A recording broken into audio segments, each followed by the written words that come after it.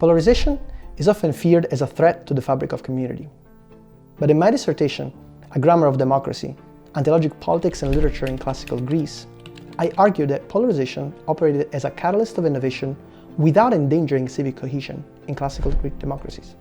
Polarized dissent was not simply tolerated, but actively built into the design of political institutions. For example, in 4th century Athens, no new law could be passed without discussing the possibility of an opposite law on the other side.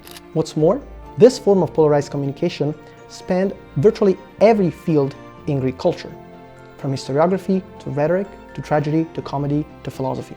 I investigate how all these fields think through both the challenges and the possibilities opened up by polarization. Most importantly, ancient Greek democracies offer a provocation. They challenge our assumptions about what a polarized debate can look like. And so they invite us to rethink how we talk politics in our fractured communities.